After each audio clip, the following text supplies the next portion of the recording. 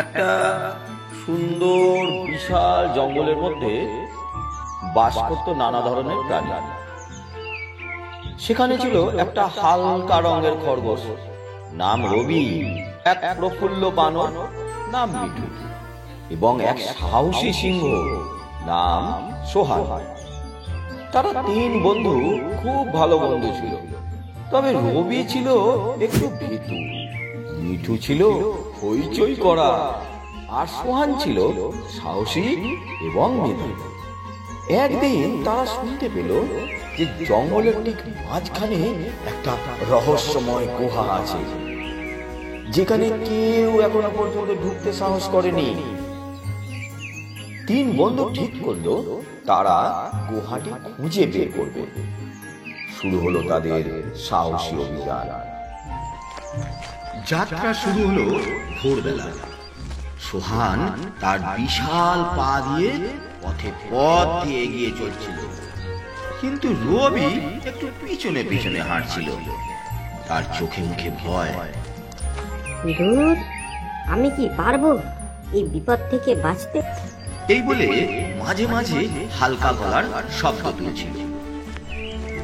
তাদের পথে এলো এক বড় পাহাড়ি নদী। সোহান বলল, আমরা সবাই নদী পার হব? আমি প্রথমবার পার হব। সোহান বড় লাফ দিয়ে নদী পার হয়ে গেল।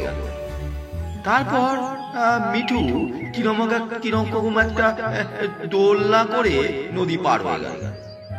কিন্তু রবি একটু চিন্তা করে বলল, ও, আমি তো ভয় পাই। রবি, তুমি পারবে, আমি তোমার পাশে আছি। তারা অবশেষে গুহার কাছে পৌঁছল, কিন্তু গুহার মুখ ছিল অন্ধকারে ভরা এবং অনেক ভয়ঙ্কর শব্দ আসছিল। সোহান এগিয়ে গিয়ে বলল, আমরা তো এত দূর এসেছি, আর একটু সাহসী হতে হবে। মিঠু তাকে তুলে দিয়ে বলল, এটা তো একটা অ্যাডভেঞ্চার, তাহলে ভয় কি? রবি থমকে দাঁড়িয়ে বলল, তবে কি হবে যদি অদ্ভুত কিছু বের হয়? রবি, আমরা সবাই আছি, তুমি ভয় পেও না। সুতরাং তিন বন্ধু একসাথে গুহায় প্রবেশ করল। গুহার ভিতরে পাথরের গায়ে কিছু সুন্দর নকশা এবং আলোয় জলজল করা অদ্ভুত রত্ন ছিল। সোহান, মিঠু আর রবি খুঁজে পেল এক পুরানো সিন্ধুক।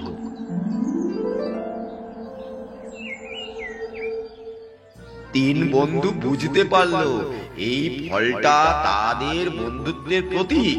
তাদের সাহস, পরিশ্রম আর একে অপরের সহায়তা ছাড়া তারা কখনো গুহার মধ্যে পৌঁছতে পারত না। সোহান হাসি মুখে বলল, এটাই আসল রত্ন, বন্ধুত্বের সোনালী ফল।